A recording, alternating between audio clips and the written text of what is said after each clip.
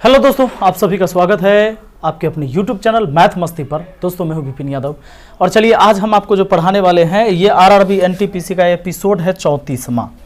तो ये 34वां एपिसोड है, इसमें हम आपको क्षेत्रफल से संबंधित सारे क्वेश्चन करवाने वाले हैं।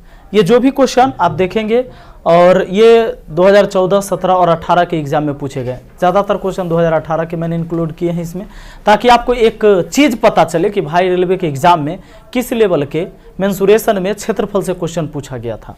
तो आइए सबसे पहले आज का पहला सवाल, यदि किसी वर्ग और वृत्त का क्षेत्रफल एक समान है तो वर्ग की भुजा तथा वृत्त की त्रिज्या का अनुपात क्या होगा। कहता है कि वर्ग की भुजा और वृत्त के त्रिज्या का अनुपात क्या होगा, यही बात तो पूछा गया आपसे ना। सुनिए, सबसे पहले कहा किसी वर्ग और वृत्त का क्षेत्रफल एक समान है। एक वर्ग का क्षेत्रफल और एक वृत्त का क्षेत्रफल आपस में क्या है, समान है। अब एक काम करते हैं, यहां पर ऐसा करें कि ए स्क्वायर अब बट्टा आर स्क्वायर लिख लें, बराबर पाई रहने देते हैं। पाई का मान होता है 22/7। अब देखो a बट्टा आर, इन दोनों का एक ही जगह स्क्वायर करके इसको 22/7 लिख सकते हैं। स्क्वायर हटेगा, रूट चढ़ेगा, a बट्टा आर क्या हो जाएगा जानते हैं, पूरे पर रूट, यानी 22 पर भी रूट और 7 पर भी रूट। अब देख लो, a का मान हो गया रूट 22, आर का मान हो गया रूट 7।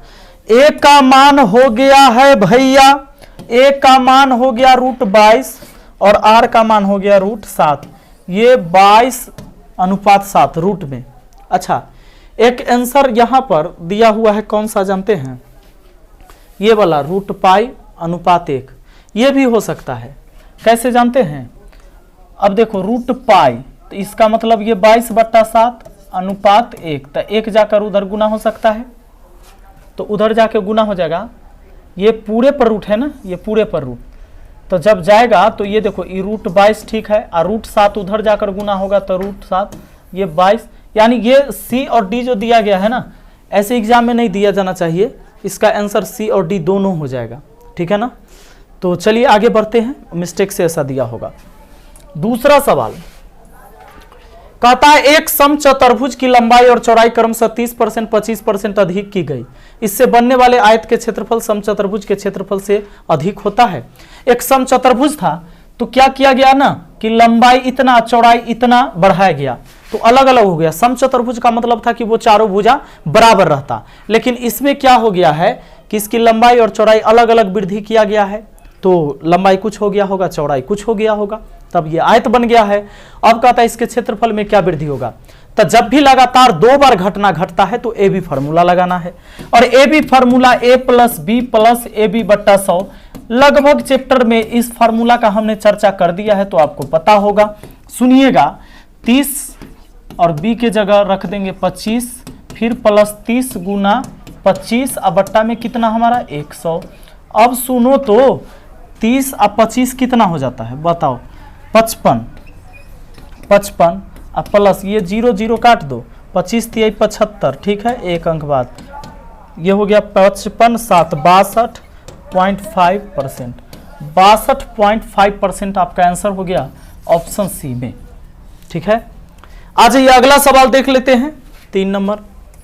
कहता है कि एक तार के टुकड़े से 120 पाई सेंटीमीटर भुजा वाला एक वर्ग बनाया गया है। यदि उसी तार को मोड़कर एक वृत्त बनाया जाए तो वृत्त की त्रिज्या क्या होगी। सबसे पहले जिस तार को मोड़कर एक वृत्त बनाइएगा और उस वृत्त की त्रिज्या बताइएगा, तो उस तार की लंबाई कितनी है यह तो पता कर लीजिए। कहता है कि 120 पाई सेंटीमीटर भुजा वाला एक वर्ग, यानी वो जो वर्ग है ना उसकी एक भुजा है 120 पाई, ठीक है। तो अब बताइए उस तार की लंबाई कितनी हो जाएगी, वो वर्ग का परिमाप, यानी 120 × 4। यदि उस तार को मोड़कर एक वृत्त बनाया जाए, यानी सुनिए 4 × 120 कर देंगे, इतना पाई हो जाएगा, है ना, इस तार की लंबाई। अरे एक भुजा नहीं इतना है, चारों भुजा इतना हो जाएगा, चारों भुजा मिलाकर वही हो गया तार की लंबाई। और कहता है तो वृत्त की त्रिज्या क्या होगी। अच्छा, तार बना, इस तार से क्या बनाना है जानते हैं, वृत्त। अब वृत्त का परिधि होता है r × 44/7, या यूं कहें ये लिख देते हैं, चाहे चलो ना आपके हिसाब से हम 2πr ही लिख देते हैं। ये हो गया वृत्त की परिधि। परिधि का क्या मतलब हुआ जानते हैं? ये ही तार की लंबाई, ये तार ऐसे था, अब इसको ऐसे बना देना है, तार तो वही रहेगा, यानी तार कितना है, तार की लंबाई 4 गुना 120 पाई। तो पाई पाई आप काट सकते हो, 2 से इसको 2 बार में काट सकते हो। आर का वैल्यू 12 दूना 24, यानी 240 सेंटीमीटर हो जाएगा। आपका आंसर कहाँ है? ऑप्शन सी में है। आइए जरा देखते हैं अगला सवाल क्या कहता है। नेक्स्ट चौथा, किसी आयत का परिमाप 24 सेंटीमीटर है जबकि उसका क्षेत्रफल 32 वर्ग सेंटीमीटर है, उस आयत की लंबाई चौड़ाई क्या है? एक बात बताइए, एक आयत का परिमाप 24 है तो परिमाप होता है 2 इंटू लंबाई प्लस चौड़ाई, और वो दिया हुआ है 24, 2 से काट दे तो हो जाएगा कितना 12, यानी L प्लस बी का मान हो गया 12, और क्षेत्रफल दिया है 32 वर्ग सेंटीमीटर, यानी L इंटू बी बराबर है ये 32 वर्ग सेंटीमीटर। सुनिएगा, क्योंकि आयत का क्षेत्रफल होता है भैया लंबाई गुना चौड़ाई, लंबाई गुना चौड़ाई 32, यानी ऐसा कौन दो संख्या है जिसको जोड़ने से 12 गुना करने से 32 हो जाएगा? ऐसा दो संख्या जो जोड़ने से 12 गुना करने से 32, 8 4 हो जाएगा। तो 8 4 वाला जहां भी होगा हो जाएगा, 8 4 वाला कहां है? ऑप्शन डी में, 4 8 8 4 वही बात हुआ। तो चलिए आगे बढ़ते हैं, अगला सवाल पर आते हैं। लीजिए छठा, 30 मीटर गुने 22 मीटर माप के एक आयताकार पार्क में 2 मीटर चौड़े 2 फुटपाथ है। एक उत्तर से दक्षिण की ओर, दूसरा पूर्व से पश्चिम की ओर, वे दोनों एक दूसरे को पार्क के मध्य में काटते हैं। यदि बनाने में लागत है 15 रुपया प्रति वर्ग मीटर हो तो मार्ग के निर्माण की कुल लागत गणना कीजिए। 30 मीटर गुना 22 मीटर का एक आयताकार पार्क है। अच्छा एक बात बताना, ये आयताकार पार्क 30 गुना 22 का है, ये 30 हो गया, इधर से 22 हो गया। इसमें बीचों बीच 2 रास्ते हैं फुटपाथ, एक रास्ता तो ये 2 मीटर वाला चौड़ा और एक रास्ता ये है 2 मीटर चौड़ा वाला, ठीक ना। यहाँ बीच में वर्ग बन गया है क्योंकि 2 मीटर इधर से रास्ता, 2 मीटर इधर से रास्ता, तो ये 2 2 2 2 चारों भुजा इसका 2 2 एक वर्ग बन गया। इस रास्ते को 15 रुपया प्रति वर्ग मीटर के दर से बनाने में कितना खर्चा आ रहा है ये पूछा जा रहा है। सिंपल है, मान लो इस रास्ते का लंबाई कितना हो जाएगा, क्योंकि रास्ता का चौड़ाई तो 2 ये है, तो 2 गुना ये 30 है, यहाँ से यहाँ 30 है, तो ये रास्ता लंबा 30 हो गया, तो 30 गुना 2 ये लंबा रास्ता, और ये वाला रास्ता चूंकि ये 22 है तो ये 22 मीटर जाएगा, तो 22 गुना 2 मीटर चौड़ा 2, इन दोनों को जोड़ देते हैं और घटा देंगे क्या, ई वाला वर्ग। क्यों घटाएंगे? क्योंकि यहाँ से यहाँ तक इस रास्ता को हम लिए तो ये वाला पार्ट आया ना, और जब ऐसे जाएंगे तब भी तो एक बार फिर पार्ट आया, तो इसको 2 गुना 2 को हम घटा देते हैं, एक बार घटा देना है। अब रास्ते का क्षेत्रफल हो गया हमारा, अब ये हुआ 30 दूना 60, अब 22 दूना 44, इसमें से 2 दूना 4 घट गया, तो 40 और 60 हो गया 100।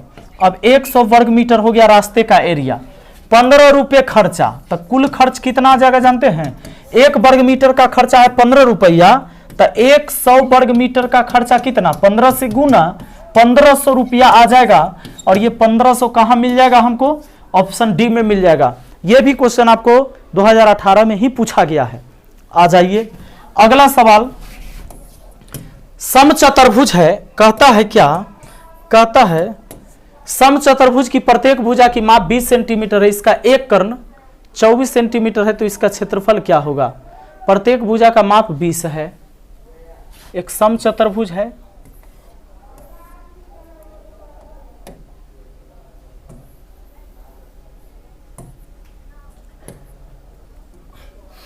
चलिए प्रत्येक भुजा इसका कितना कितना 20 है, प्रत्येक भुजा है भैया 20, तथा इसका एक कर्ण विकर्ण है ये 24 सेंटीमीटर, तो इसका क्षेत्रफल क्या होगा? एक विकर्ण है भैया इसका 24, एक विकर्ण 24 है। अच्छा कोई भी एक विकर्ण जब भी होगा तो एक विकर्ण इसको 2 बराबर भाग में बांट देता है, तो कोई भी एक त्रिभुज का एरिया आप निकाल लो और एक त्रिभुज के एरिया को दुगना कर दोगे तो पूरे समचतुर्भुज का क्षेत्रफल हो जाएगा। तो एक त्रिभुज का एरिया निकाल लीजिए, इसका एरिया कैसे निकालिएगा?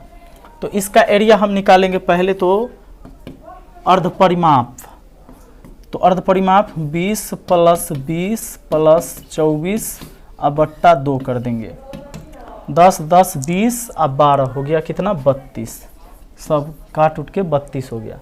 अब आप फार्मूला लगा दोगे क्षेत्रफल के लिए, क्या फार्मूला लगा दोगे? इस त्रिभुज का, एक त्रिभुज का एरिया केवल हम अगर निकाल दे, मान लो ए बी सी डी है, तो ADC यानी त्रिभुज ADC हम पता कर दें तो S into S minus A, S minus B और क्या S माइनस C लगा सकते हैं। अब आ जाइए तो ज़रा यहाँ आ जाइए। अब देखिए यहाँ पर हम कर सकते हैं S के जगह क्या लिख देंगे 32, फिर 32 में से A घटा देंगे 20 तो 12, फिर 32 में से 20 घटा देंगे 12, फिर 32 में से 24 घटा देंगे 8, 32 में से 24 घटा देंगे 8 हो जाएगा। ठीक है 24 8 32। अब एक बात बताओ 12 12 में से एगो 12 बाहर, ये दोनों में से एक बाहर आ गया। 8 चौके 32 होता है, 1 8 इसमें हो जाएगा 8 गुना 4 हो जाएगा ना। तो E8 में से 1 8 बाहर और 4 का वर्गमूल आ जाएगा 2। लीजिए तो ये हो गया बड़ी 8 96, 96 दूना हो जाएगा 198। तो ये आपका कितना हो जाता है 96 दूना 192। ये हो जाता है एक त्रिभुज का एरिया। अब पूरा चतुर्भुज, आपको चतुर्भुज का एरिया बताना है ABCD का, ठीक है ना। तो इसको डबल कर देंगे यानी बड़ी 8 96 है ना, 96 गुना 2 है, इस पूरे को डबल कर देंगे यानी 96 गुना 4 करना होगा हमको। 6 चौके 24 के 4 हासिल 2, 9 चौके 36 और 2 38 384 कहाँ है ऑप्शन सी में है। हो गया।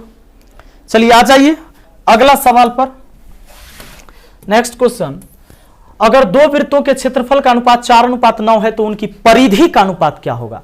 याद रहे दोस्तों, एक वृत्त का अगर क्षेत्रफल दिया हुआ है ना, वृत्त का क्या दिया हुआ है क्षेत्रफल, तो वृत्त का क्षेत्रफल पहला वृत्त और दूसरा वृत्त, ये दोनों वृत्त के क्षेत्रफल हैं 4:9 में। अब रेशियो सुन लो, त्रिज्या का पूछे, डायमीटर यानी व्यास का पूछे या परिधि का पूछे तो सेम बात है, ठीक है ना। त्रिज्या, व्यास और परिधि में हमेशा समान रेशियो होता है। अगर क्षेत्रफल दिया है तो केवल वर्गमूल बना लीजिए, 4 का और 9 का क्षेत्रफल का वर्गमूल, ये 2:3। और ये अगर परिधि पूछा तब भी आंसर होगा, त्रिज्या पूछता तो भी आंसर होता, अगर व्यास पूछता तो भी यही आंसर होता, क्योंकि जो रेशियो त्रिज्या का वही रेशियो व्यास का भी होगा, ठीक है ना। मान लीजिए आप सिंपल सोचो कि 2 वृत्त है, ठीक 2 वृत्त है, इनकी त्रिज्या मान लो कि 5:7 मैंने 7 में दे दिया, ये मान लीजिए इसका 5 सेंटीमीटर इसका 7 सेंटीमीटर, तब व्यास भी इसी में रहेगा। काहे जानते हैं, काहे कि व्यास निकालेंगे, इसको दुगना करेंगे तो 5 दूना 10, इसका व्यास निकालेंगे तो 7 दूना 14, त्रिज्या के दुगना व्यास होता है।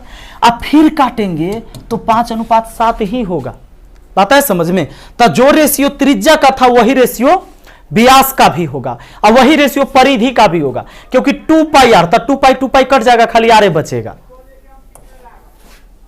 चलिए अगला, त्रिभुज ABC में D और E रेखाओं AB और AC और उनकी समांतर रेखा BC और D पर स्थित 2 बिंदु हैं। यदि AD बराबर 1 सेंटीमीटर, DB बराबर 3 सेंटीमीटर, तो क्षेत्रफल त्रिभुज ADE का क्षेत्रफल और ABC का क्षेत्रफल का अनुपात पूछता है।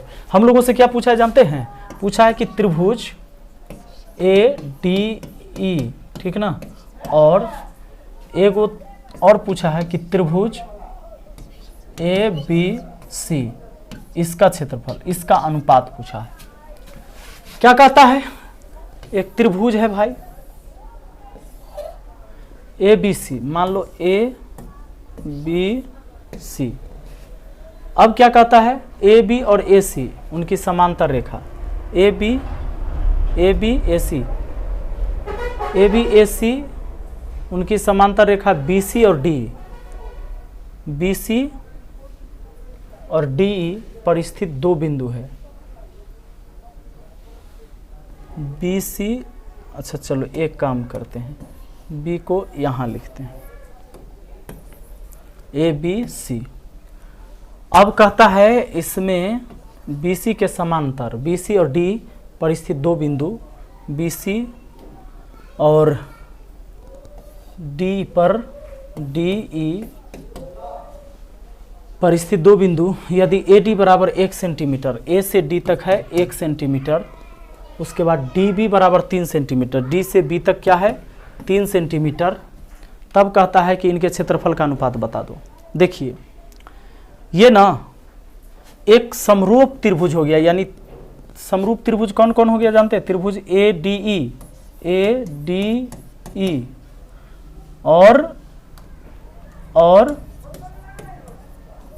और बड़ा वाला त्रिभुज ए बी सी, त्रिभुज ए बी सी समरूप है, समरूप है, एक ही रूप का है, समरूप है, ठीक ना। तो अब क्या होगा ना कि क्षेत्रफल का जब भी रेशियो आएगा तो इनके संगत भुजा के वर्गों के अनुपात में होगा। याद रखिएगा, अगर समरूप त्रिभुज है, अब देख न लो, जो कोण बड़े त्रिभुज के लिए वही कोण छोटे त्रिभुज के लिए भी लागू है यहाँ पर। तो एक समरूप त्रिभुज में क्या होता है कि संगत भुजा, जैसे बाएं वाला से आ जाइए, संगत भुजा छोटा त्रिभुज, अब बड़ा त्रिभुज यहाँ से यहाँ तक, तो छोटा त्रिभुज का भुजा 1 है तो 1 का वर्ग करिए, अब बड़ा त्रिभुज का भुजा 1 का 3 4 का वर्ग करिए, बस 1 का स्क्वायर कितना, 1 का 4 के स्क्वायर कितना 16, यानी 1:16 में इसका क्षेत्रफल हो जाएगा और वो हो जाएगा ऑप्शन डी में। दोस्तों ये क्वेश्चन आपको ग्रुप डी में 23 सितंबर 2018 को पूछा गया था। मुझे उम्मीद है कि आपको ये वीडियो अच्छा लगा होगा। अच्छा लगा है तो ज़रूर बताइएगा। मिलते हैं फिर अगली वीडियो में। Thank you.